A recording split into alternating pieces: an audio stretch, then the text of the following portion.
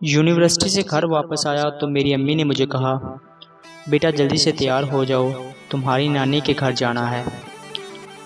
میں نے جب اپنی امی سے وجہ پوچھی تو میری امی مجھے کہنے لگی کہ تمہاری خالہ اور اس کی بیٹی امریکہ سے ملنے آئے ہیں، انہیں ملنے جانا ہے۔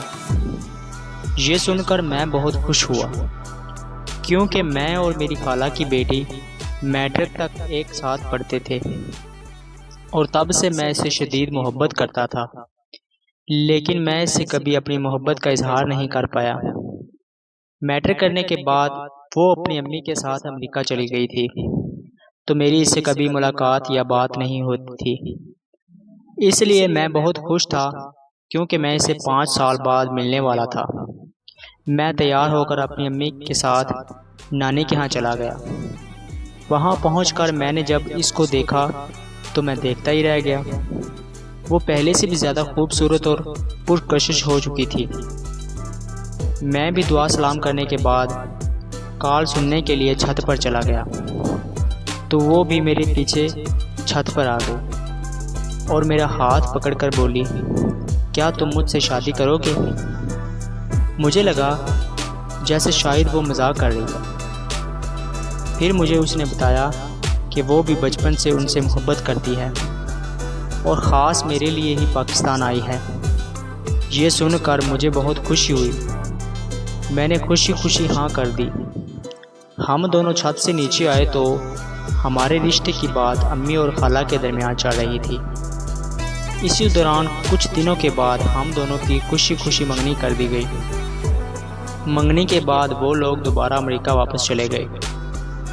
خالہ نے کہا وہ لوگ 1 سال بعد واپس آ کر ہماری شادی کروا دیں گے۔ ہم دونوں فون پر دن رات باتیں کرنے لگے۔ ایسے ہی بات کرتے کرتے 1 سال گزر گیا اور وہ 1 سال بعد پاکستان واپس آئے تو کسی بات پر خالہ اور امی کی آپس میں لڑائی ہو گئی اور میری خالہ نے رشتے سے صاف انکار کر دیا کہ وہ اپنی بیٹی کی شادی مجھ سے نہیں کروائے گی، اور وہ سب واپس امریکہ چلے گئے۔ میرے سارے خواب ٹوٹ کر چکنا چور ہو چکے تھے۔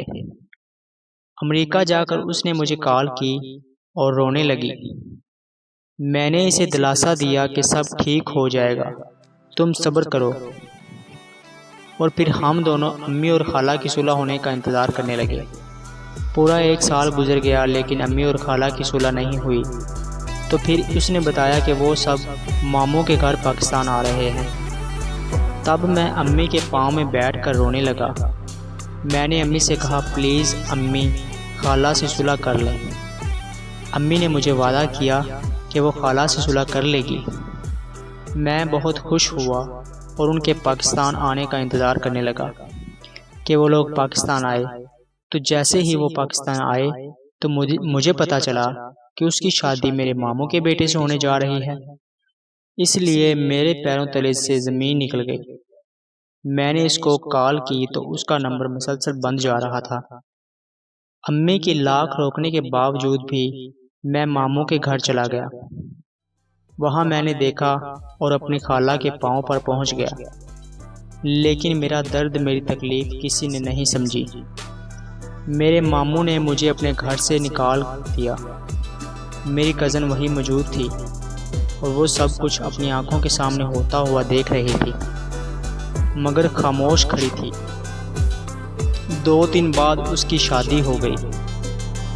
اس کی شادی کو آج 8 سال گزر چکے ہیں، لیکن میں اسے آج تک نہیں بھول پایا۔ آج لوگ مجھے پاگل، مجنوں اور رانجھا جیسے ناموں سے پکارتے ہیں۔ مجھے اس بات سے کوئی فرق ہی نہیں پڑتا، کیونکہ لوگوں کی نظروں میں محبت کا جذبہ بالکل فضول ہے۔ مجھے اس بات سے بھی کوئی فرق نہیں پڑتا کہ وہ مجبور تھی یا بے وفا۔ میرے لیے وہ پہلی اور آخری محبت تھی۔ میرے قریب محبت میں قبلہ بدل دینا شرم کے زمرے میں آتا ہے۔